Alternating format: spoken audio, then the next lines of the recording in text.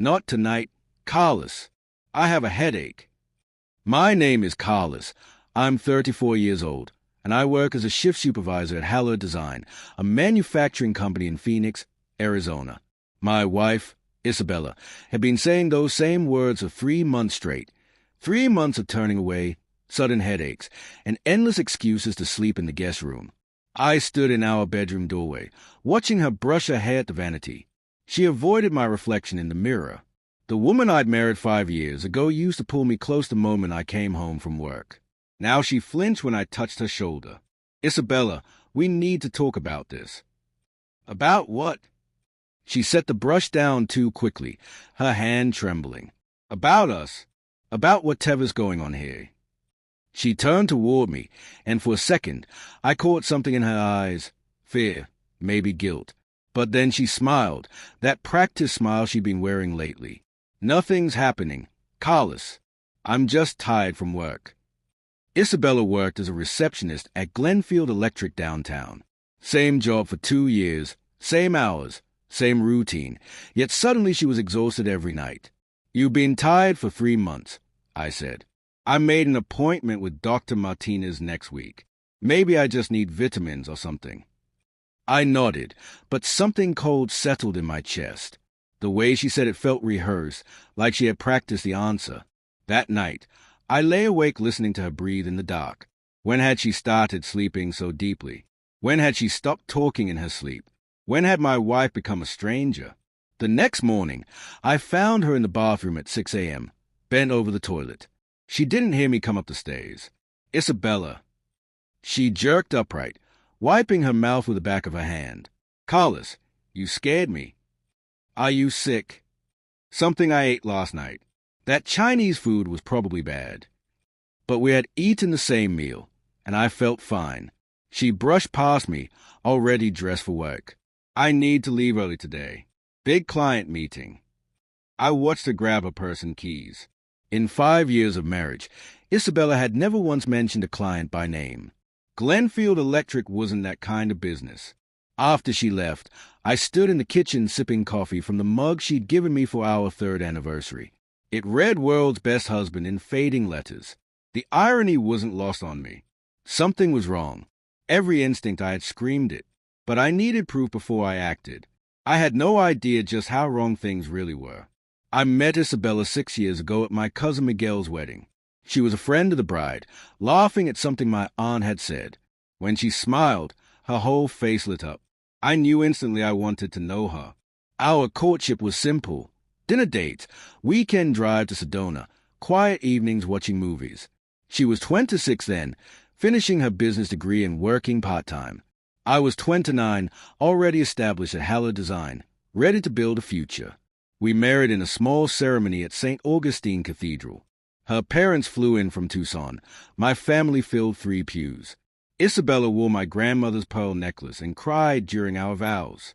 The first 3 years were good. We bought the house on Maple Street with help from my father, who had worked construction his whole life and taught me the value of owning something solid.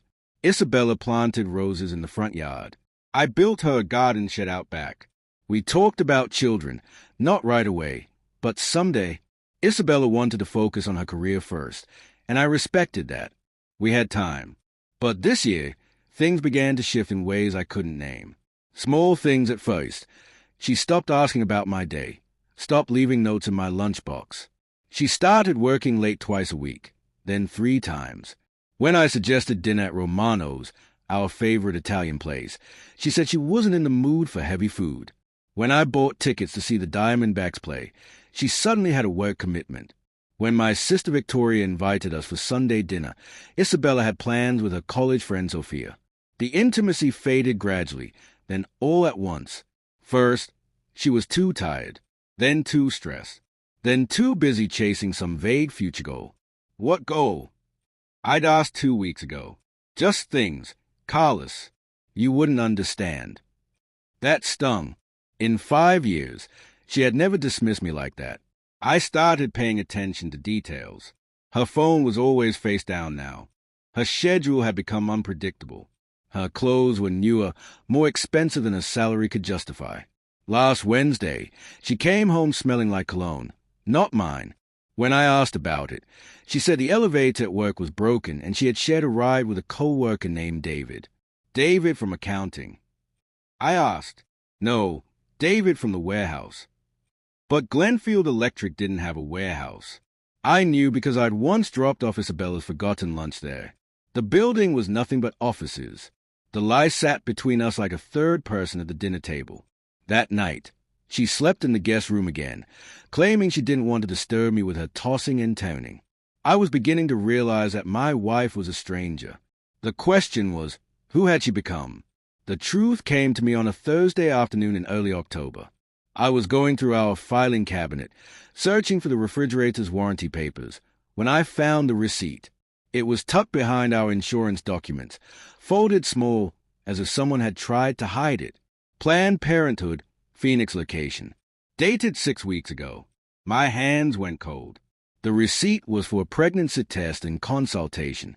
Positive result, written in small, clinical handwriting.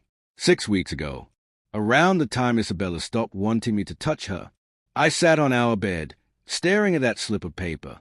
Suddenly, everything fit together. The morning sickness she tried to hide, her sudden refusal to drink wine with dinner, the way she'd been unconsciously shielding her stomach when she hugged me goodbye. My wife was pregnant, but we hadn't been intimate in 3 months. The math was simple and cruel. Isabella was carrying another man's child. I didn't yell. I didn't throw anything. I just sat there, letting the truth sink deep into my bones. The woman I loved, the woman I'd built a life with, had betrayed me in the worst way imaginable, and she intended to pass off another man's baby as mine. I thought about confronting her right then, demanding answers, making her confess. But something stopped me. Maybe it was pride. Maybe it was strategy. Or maybe I just needed to remember how to breathe. Instead, I slipped the receipt back exactly where I'd found it. That evening, Isabella came home with Chinese takeout and acted as though nothing had changed. She even suggested watching a movie together. "How was your day?" she asked, settling next to me on the couch. "Fine," I said. "How was yours?" "Busy. Dr. Martinez wants to run some tests next week. Just routine stuff." I nodded and smiled, but inside I was already making plans. If Isabella thought she could manipulate me, she was wrong. If she believed I'd raise another man's child without the truth, she was wrong about that too. I'd always been patient, one of my strengths. Isabella used to say it was what she loved most about me, how I thought things through before acting. She was about to see just how patient I could be. Over the next few days, I watched her closely. The way she touched her stomach when she thought I wasn't looking, how she refused coffee in the morning, the excuses she made to avoid anything physical between us. She was buying time, waiting for the right moment to reveal her secret. I decided to let her, but I'd be ready with a surprise of my own. The game had started, and Isabella had no idea I was already 3 moves ahead. 2 weeks after finding the receipt, I made my first move. "Isabella, I've been thinking about what you said, about starting family." She looked up from her plate of eggs, fork halfway to her mouth. We hadn't had breakfast together in months. "What about it? Maybe we shouldn't wait anymore. Maybe we should try now." The color drained from her face. She set the fork down carefully, as if it might break. "Now, Carlos, I thought we agreed to wait until I get that promotion." "What promotion? You never mentioned one." She fidgeted with her napkin. "Well, it's not official yet, but Mr. Johnson hinted there might be a management opening soon." Another lie. I'd called Glenfield Electric on Friday, pretending to be a vendor. There was no Mr. Johnson. The company only had 12 employees, and I could name them all. "How long do you think that'll take?" I asked. "I don't know. Maybe 6 months, maybe longer." 6 months, right around the time her pregnancy will become impossible to hide. "I think we should try now," I pressed. "We're not getting any younger." Isabella stood abruptly, her chair scraping against the tile. "I need to shower. Sophia and I are going shopping today. What time will you be back?" "I don't know. Late." After she left, I sat in my truck in the driveway for 20 minutes, thinking. Then I drove to the public library on Central Avenue and used their computer. I researched private investigators, divorce attorneys, DNA testing procedures. I took notes on a legal pad, writing carefully in my own handwriting. By the time Isabella came home that evening, I had a plan. How was shopping? I asked. Good. Sophia helped me pick out some new work clothes. She showed me a bag from Target, 3 loose-fitting blouses and a pair of pants with an elastic waistband. Maternity clothes disguised as regular outfits. They look nice, I said. That night, she slept in our bed for the first time in weeks. She let me hold her, though she tensed when I touched her stomach. Carlos. Yes. Do you ever think about the future? About what you want our life to look like, all the time? What do you see? I was quiet for a long moment. I see honesty, I said finally. I see 2 people who trust each other completely. She didn't respond after that. The next Monday, I took a half day from work and drove downtown to Phoenix. I met with an attorney named Patricia Hoffman, who specialized in family law. She was in her 50s, with gray hair and kind eyes that had probably witnessed every kind of betrayal. I need to know my options, I told her. I explained the situation, the pregnancy, the timeline, the lies. Do you want to save your marriage? She asked. I want the truth first. She nodded. Get the DNA test, but be smart. Don't let her know you suspect anything until you have proof. What about timing? If she's 6 weeks along, testing can be done as early as 9 weeks with a simple blood draw, non-invasive. She won't know unless she looks at her medical record specifically. I left her office with business cards and pamphlets, everything I needed to protect myself legally. But first, I would let Isabella make her move. That evening, she was unusually affectionate. She made my favorite dinner, beef stew with cornbread. She asked about my day and actually listened. I love you, Carlos, she said while we cleaned up the kitchen.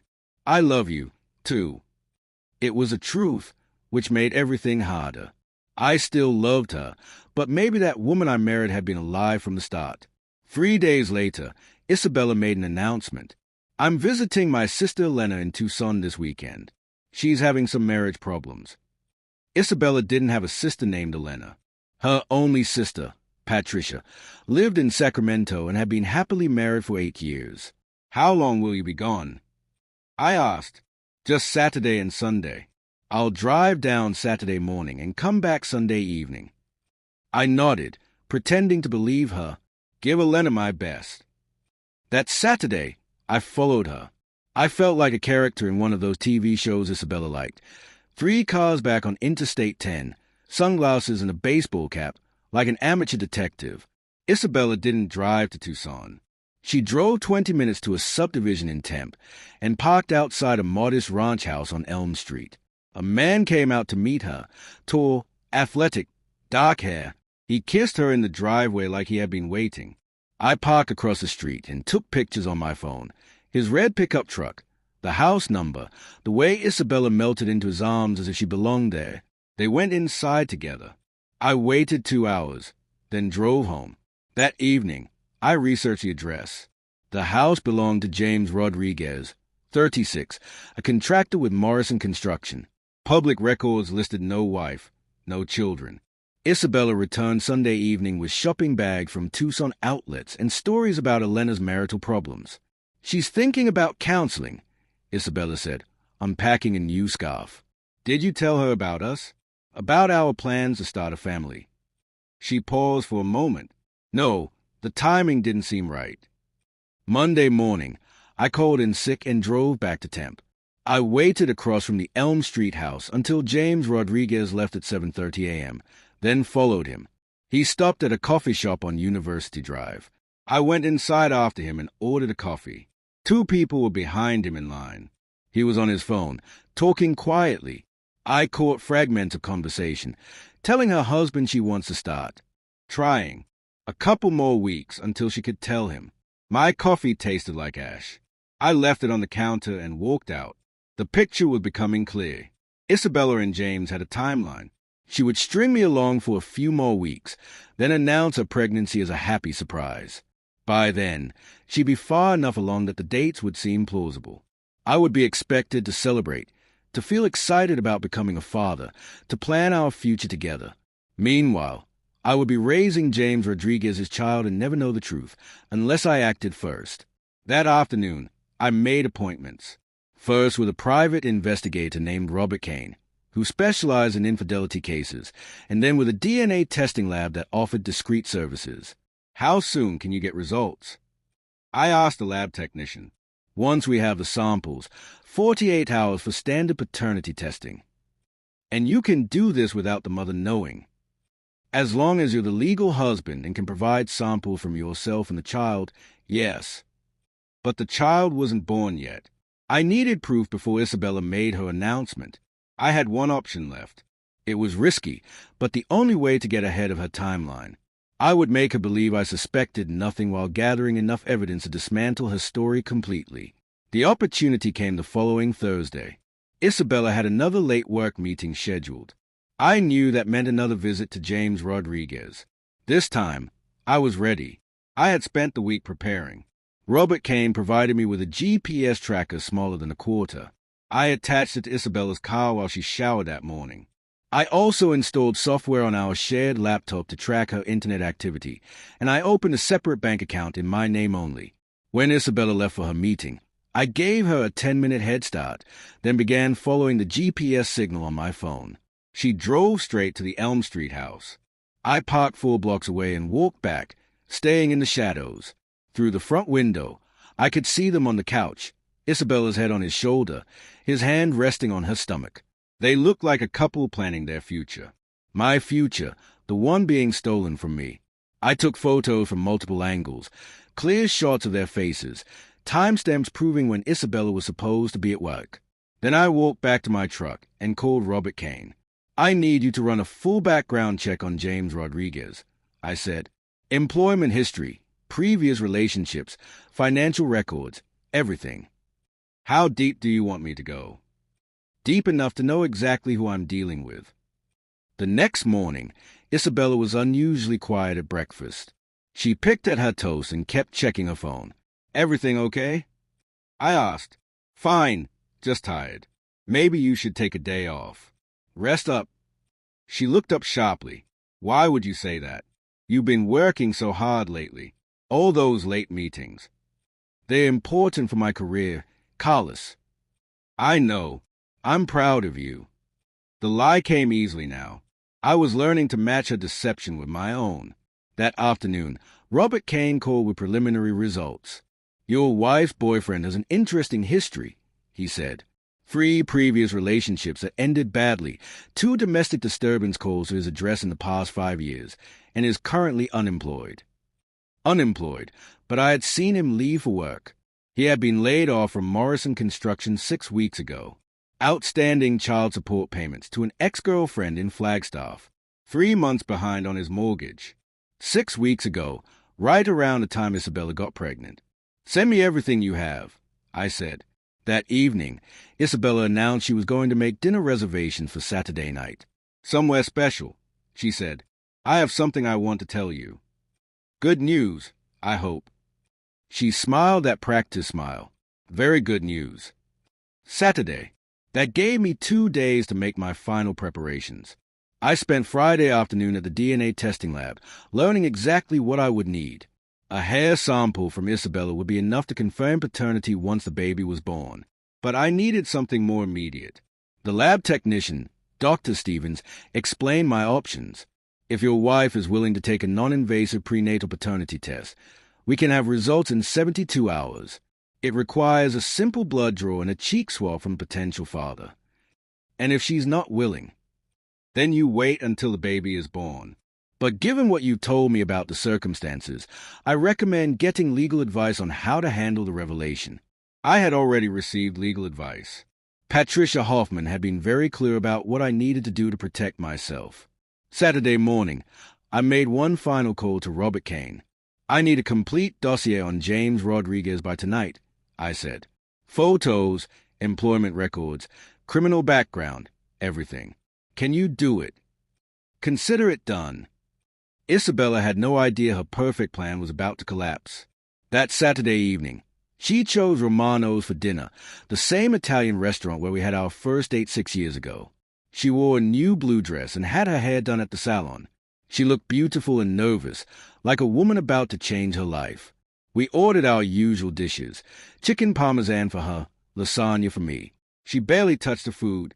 "Carlos, I have something wonderful to tell you." "What is it?" I asked. She reached across the table and took my hand. Her palm was damp with perspiration. "We're going to have a baby." I looked surprised, shocked even. "Are you serious?" "I took the test yesterday. We're pregnant. Carlos." After all this time trying, it finally happened. The lie was flawless, so practiced. She had probably rehearsed it for weeks. "Isabella, that's incredible. When did this happen? When are you due?" "The doctor thinks I'm about 6 weeks along, so the baby should come in late spring." 6 weeks? Right on schedule. I stood and kissed her forehead. "This is the best news ever. We should celebrate." "I already ordered champagne," she said. "Sparkling cider for me." I replied. The waiter brought the drinks. Isabella raised her glass, beaming. "To our future," she said. "To our future," I agreed. Then I reached into my jacket pocket and placed a manila envelope on the table between us. "What's this?" Isabella asked. "Open it." Her hands trembled as she lifted the flap.